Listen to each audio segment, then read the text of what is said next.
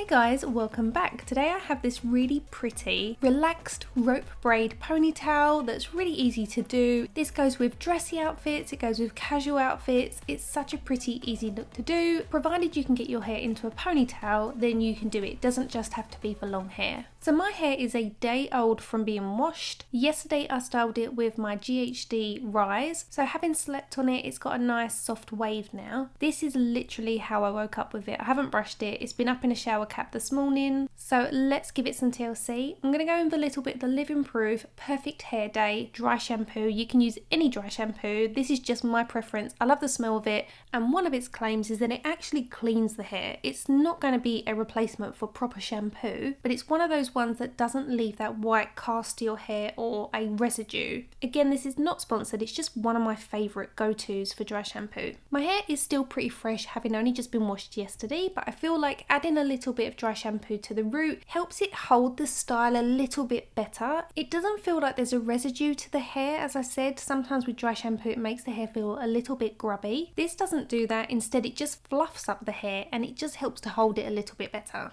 So I've combed the length of it and now I'm going to create a straight parting through the middle. If you don't want to be able to see the parting, create a zigzag. This is completely optional. I've just gone for a straight parting today. You want to take out your fringe or your bangs so that you've got some texture and shape around the front and then just pin them out the way. Taking a towel comb or your finger, create a small triangle at the front. You want to make sure that you're going at a diagonal, and then this is going to be our first section. Our second section needs to be about 2 finger widths apart from the first section. And for this one, you want to take your section again at a diagonal, but starting ever so slightly lower than the first section. So you've basically created a zigzag. Then we are going to cross over these 2 sections. So again, up close you can see, we're taking the top one over the bottom one. So they switch positions and we've created the first rope in our braid. For the next section, you want to be 2 finger widths apart, starting slightly lower than the last one. Take your pintail up a diagonal all the way up to the parting.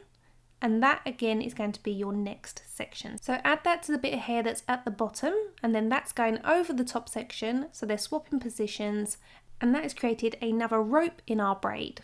Moving on, again we're going to do one last section that's 2 finger widths apart, slightly lower than the last one. This time I'm just using my index finger to make the parting, just to show you that you do not have to have a pintail comb. We're adding that to the lower section, which is then going to go over the top section to create a rope. Before we do anything else, we want to just gently tug at the top of our braid to loosen it. This is all about being really loose and soft, and it's going to create some volume at the root. Then just taking the 2 ends of the rope braid, we can just continue to intertwine them by twisting one over the other, making sure to pull at those so it all looks nice and loose. Then I'm just going to use a claw clip to attach that to one side of my head so that it doesn't fall out while I move on to the next side of my head.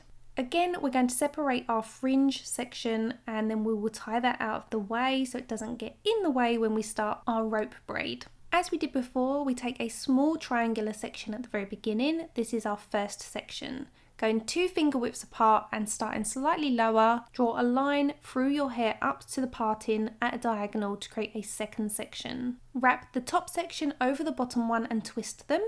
Then we're going in for our third section, which again is 2 finger widths apart, slightly lower than the last section. This is going to create that deep zigzag effect. Add it to the hair at the bottom, which you're then going to wrap over the top one. Once you've done your 4 sections, remember just to tug at the root slightly, making sure to break it up so it's nice and loose and soft looking. Don't pull it out too wide, otherwise it would just fall apart and you might need to start again. As you can see, I'm definitely not being too neat about this, and that's the beauty of this look. Okay, so now we have both rope braids at the top. We're going to grasp them both at the back and then we're going to tie them off with a clear elastic band at the crown of your head. I'm only tying this off twice. I don't want it to be too tight because we're actually going to create a topsy-turvy. So don't pull the ponytail tight at this stage. Create a hole in the centre and then pop your ponytail in on itself to create a topsy-turvy. Then very gently just pull the last 2 sections where they meet the elastic band to create some volume, and pull at the sides of the ponytail to tighten the elastic towards your head.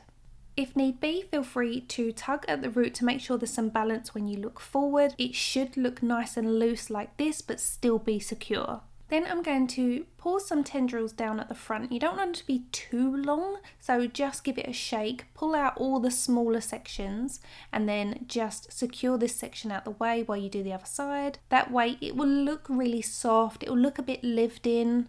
Just make sure to look straight ahead into the mirror to make sure you've got the same sort of lift on both sides. For the tendrils, I tend to do a little zigzag parting down at the front towards my ears so that there's no definitive line. And again, if there's any sections that are too long, shake them out, pull the smaller sections off, and then secure that back. So what we're going to do now is take all of our remaining hair and swoop that up towards the crown of the head.